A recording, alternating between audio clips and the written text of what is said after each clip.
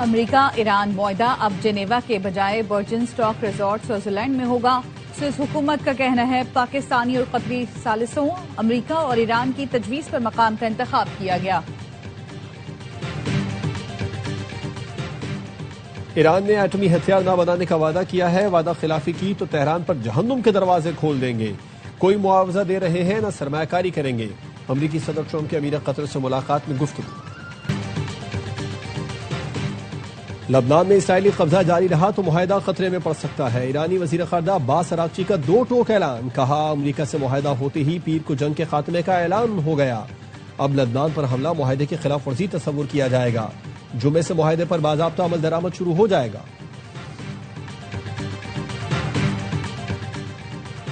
امریکہ اور ایران کے درمیان تاریخی امن معاہدہ پاکستان کی میزبانی میں جنیوا میں ہوگا۔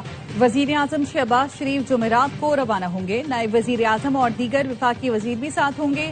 وزیر دفاع خواجہ آصف کہتے ہیں ایران امریکہ معاہدے سے پاکستان کے وقار میں مزید اضافہ ہوا۔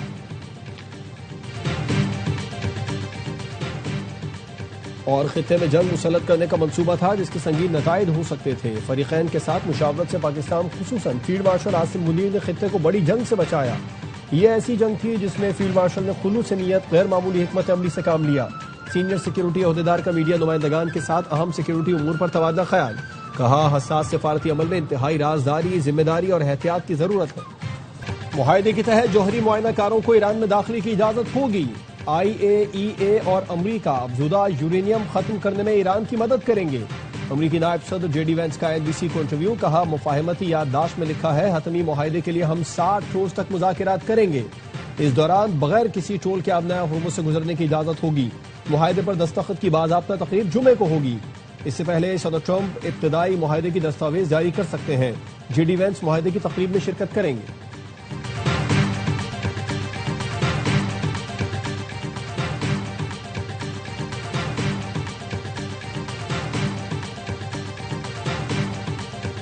غیر ملکی عناصر آزاد کشمیر کی صورتحال کو اپنے مقاصد کے لیے استعمال کر رہے ہیں۔ مذموم مقاصد کے تحت آزاد کشمیر میں تماشا لگایا گیا ہے۔ سستی بجلی، آٹا اور دیگر ضروریات کے نام پر مذموم ایجنڈا اپنایا گیا۔ لوگوں کی ہمدردیاں لے کر آزاد کشمیر میں انتشار پیدا کیا گیا۔ سیکیورٹی ذرائع کا کہنا ہے آزاد کشمیر میں جو بھی قانون ہاتھ میں لے گا آہنی ہاتھوں سے نمٹا جائے گا۔ ریاست نے ہر ممکن طور پر تحمل کا مظاہرہ کیا ہے۔ مذموم ٹولوں کو بے نقاب کیا جائے گا۔ سنتاس معاہدے کے حوالے سے پاکستان کا موقف واضح ہے، اپنے مفادات کا تحفظ کرنا جانتے ہیں اور کریں گے۔ وقت آنے پر سنتاس معاہدے کا اسٹیٹس بحال کر کے دکھائیں گے۔ افغانستان سے بدستور دہشت گردی ہو رہی ہے۔ رواں سال 15 جون تک 2170 دہشت گردی کے واقعات ہوئے، 640 شہادتیں ہوئیں۔ سیکیورٹی ذرائع کا کہنا ہے رواں سال اب تک 32,000 سے زائد انٹیلیجنس بیسڈ آپریشنز کیے جا چکے۔ پاکستان نے دہشت گرد ٹھکانوں پر کامیاب اور منظم کارروائیاں کی۔ کارروائیاں صرف دہشت گرد عناصر کے خلاف کی گئیں۔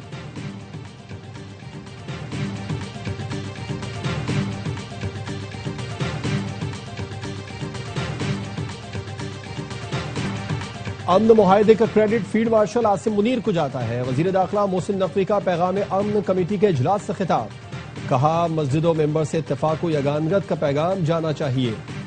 محرم الحرام میں امن و امان برقرار رکھنا سب کی مشترکہ ذمہ داری ہے۔ دہشت گردی کے خاتمے کے لیے ہم سب کو متحد ہونا ہوگا۔ پنجاب کا 5,903 ارب 46 کروڑ کا بجٹ پیش کر دیا گیا۔ سرکاری ملازمین کی تنخواہوں میں 7 جبکہ پینشن میں 3.5% اضافہ تجویز کیا گیا ہے۔ تعلیم کے لیے 750 ارب جبکہ صحت کے شعبے کے لیے 500 ارب روپے مختص کرنے کی تجویز۔ کسانوں اور ٹیکسٹائل سیکٹر کے لیے کاٹن فیس مکمل طور پر ختم کرنے کی تجویز۔ ترقیاتی اخراجات کی مد میں 76 ارب روپے کی رقم تجویز کی گئی ہے۔ وزیر خزانہ مجتبیٰ شجاع الرحمان نے بجٹ تقریر میں بتایا مختلف محکموں میں رائٹ سائزنگ کے تحت 1 لاکھ سے زائد خالی اور غیر ضروری آسامیاں ختم کی گئیں، جس سے خزانے پر بوجھ کم ہوا۔ 2 لاکھ نئی ملازمتیں دی گئی۔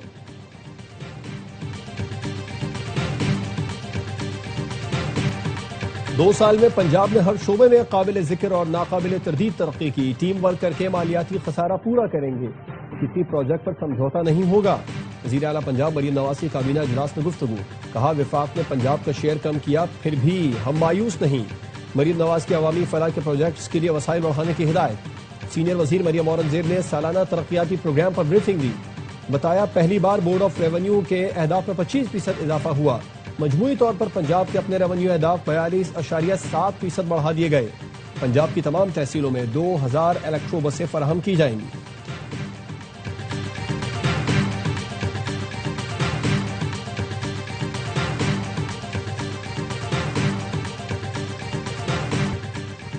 حکومت نے پنجاب میں زراعت کا جنازہ نکال دیا. کسانوں کی مشکلات میں بے پناہ اضافہ ہوا. ملتان کو گرین بسیں نہیں مل سکی. پیپلز پارٹی کے رہنما علی حیدر گیلانی کی تنقید. وزیر اطلاعات پنجاب عظمہ بخاری کہتی ہیں تعصب کی اینک اتار کر کبھی جنوبی پنجاب کا چکر لگائیں تاکہ آپ کو وہاں ترقی نظر آئے. یا تو آپ حقائق سے علم ہیں یا جان بوجھ کر سیاسی پوائنٹ سکورنگ کر رہے ہیں. ہر بار اپنی ڈوبتی سیاست بچانے کے لیے جنوبی پنجاب کا جھوٹا کارڈ مت کھیلیں. مریم نواز نے اپنے ہر منصوبے میں جنوبی پنجاب کو ترجیح دی ہے. ان کی نظر میں پورا پنجاب ایک ہے.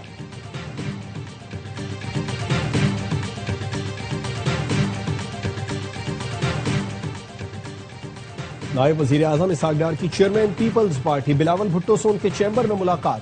بجٹ کے امور پر تبادلہ خیال کیا گیا. وزیر مملکت بلال اظہر کیانی، راجہ پرویز اشرف، نوید قمر، اعجاز جاکھرانی، شہری رحمان بھی ملاقات میں شریک تھے. پاکستان نے 2.5% پرائمری سرپلس حاصل کر کے توقعات سے بہتر کارکردگی دکھائی. فچ ریٹنگز نے پاکستان کے بجٹ کو IMF پروگرام کے تحت مالیاتی نظم و ضبط کا مظہر قرار دیا. ٹیکس وصولیوں کے اہداف حاصل کرنے میں اب بھی چیلنجز درپیش ہیں. ٹیکس ریونیو ہدف GDP کے 10.6% کے ساتھ ملکی تاریخ کی بلند ترین سطح پر ہوگا. صوبائی سرپلس پر انحصار بجٹ اہداف کے لیے ایک بڑا خطرہ ہے. پینڈا بانڈ کے اجرا نے بھی پاکستان کی بیرونی مالیاتی منڈیوں تک رسائی میں بہتری ظاہر کی ہے.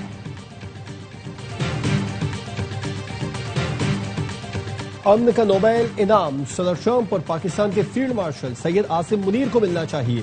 سینیٹر فیصل واڈا کا مطالبہ. کہا کوششیں تھیں وزیر خزانہ کے گلے میں گھنٹی باندھ دی جائے. ملک میں گاڑیوں کے لیے 4 کمپنیز کی اجارہ داری ہے. گاڑیوں کی مقامی تیاری میں 100 ارب روپے کی کرپشن ہو رہی ہے. اگلا کرپشن سکینڈل لے کر آ رہا ہوں. لوگ وزیر اعظم بننا چاہتے ہیں، اس میں کوئی شک نہیں.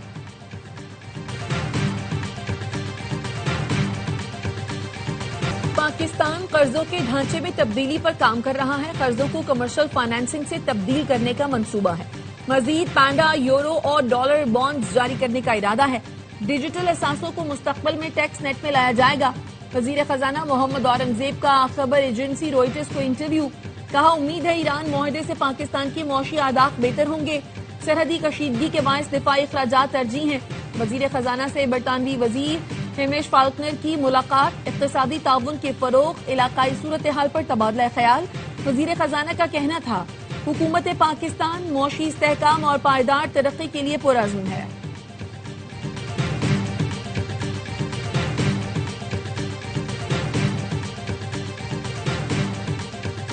خطے میں امن کے لیے پیش رفت خوش آئند ہے. پاکستان کو داخلی سیاسی کشیدگی کم کرنے پر بھی توجہ دینی چاہیے.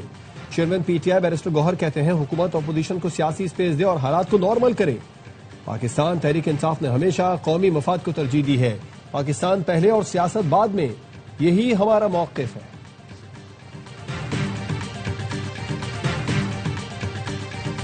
وزیر داخلہ محسن نقوی کا جماعت اسلامی کے مرکز منصورہ کا دورہ.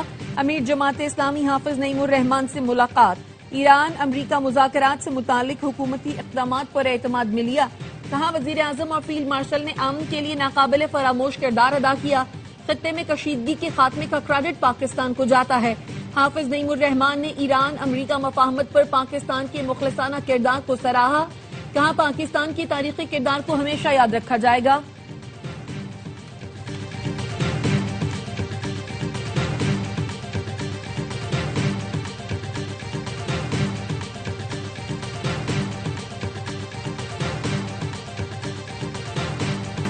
پاکستان سٹاک مارکیٹ میں آج بھی مثبت رجحان دیکھا گیا. بینچ مارک 100 انڈیکس کی 1,80,000 کی سطح بحال. 100 انڈیکس 3,353 پوائنٹس اضافے کے ساتھ 1,80,392 پوائنٹس پر بند ہوا. ایران امریکہ معاہدے کی خبروں کے بعد بین الاقوامی مارکیٹ میں خام تیل کی قیمتوں میں مسلسل کمی. لندن برینٹ خام تیل $81.18 کا ہو گیا. ویسٹ ٹیکسس خام تیل 2.6% کمی سے فی بیرل $78.64 پر آ گیا. گزشتہ روز خام تیل کی قیمتوں میں تقریباً 5% کمی ہوئی تھی.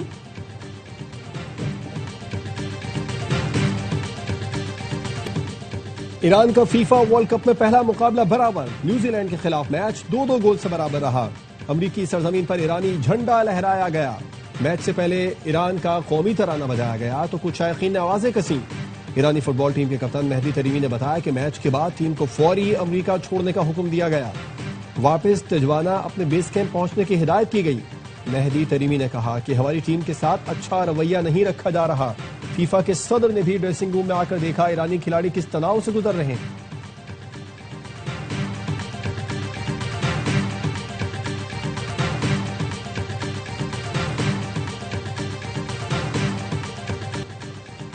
وزیر اعظم کی زیر صدارت گلگت بلتستان شمسی توانائی منصوبے پر اجلاس. شہباز شریف نے کہا حکومت گلگت بلتستان کے 100 میگا واٹ سولر منصوبے کے اخراجات اٹھائے گی. منصوبے پر کام کی رفتار تیز اور اسے جلد از جلد مکمل کیا جائے. وزیر اعظم کے منصوبے کے تمام مراحل میں شفافیت کے لیے تھرڈ پارٹی ویلیڈیشن کی ہدایت. اجلاس میں احسن اقبال، احد چیمہ، اویس تخاری اور امیر مقام سمیت متعلقہ افسران شریک تھے.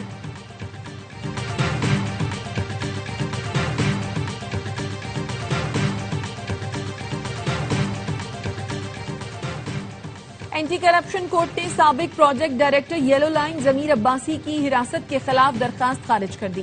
عدالت نے کہا درخواست کی سماعت ہوئی تو درخواست گزار کے وکیل کوئی وجہ بتائے بغیر چلے گئے. وکیل نے نہ درست طریقے سے وکالت نامہ جمع کرایا اور نہ ہی کوئی دستاویز جمع کرائی. وکیل کو درخواست کے قابل سماعت ہونے سے متعلق عدالت کو مطمئن کرنا ہوتا ہے.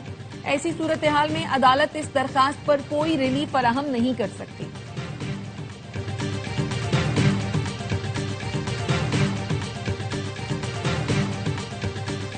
وفاقی تحقیقاتی اداروں کی مدد سے کوکین ڈیلر انمول اور پنکی کے کیس میں پیش رفت. پنکی کے موبائل فون ڈیٹا کی فورنزک رپورٹ تفتیشی افسر کو موصول.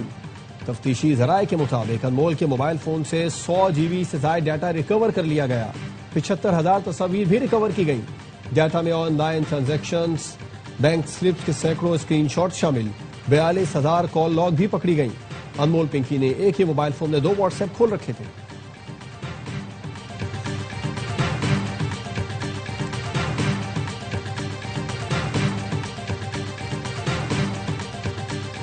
اٹک کے سرحدی علاقے کے قریب CTD اور دہشت گردوں میں مقابلہ، 5 دہشت گرد ہلاک. وزیر اعظم شہباز شریف اور وزیر داخلہ محسن نقوی کا فتنہ خوارج کے خلاف کامیاب کارروائی پر خراج تحسین. وزیر اعظم نے کہا سیکیورٹی فورسز، پولیس اور CTD نمایاں کامیابیاں حاصل کر رہی ہیں. ملک سے ہر قسم کی دہشت گردی کے مکمل خاتمے کے لیے پرعزم ہے. محسن نقوی نے کہا قوم کو CTD کے جوانوں پر فخر ہے.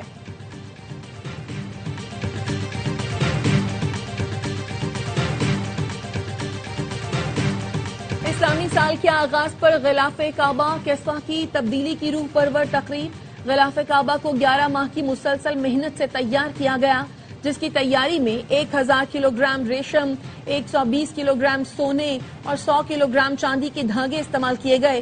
خانہ کعبہ کا غلاف ہر سال 1 محرم الحرام کو تبدیل کیا جاتا ہے. غلاف کعبہ تبدیلی کی تقریب نماز عشاء کے بعد شروع ہوتی ہے جو 5 گھنٹے جاری رہتی ہے. بھارتی کرکٹرز ہاریں تو آپے سے باہر ہو جاتے ہیں. ڈمبولا میں سپر اوور ہارنے پر سوریہ ونشی سری لنکن کھلاڑی سے لڑ پڑے.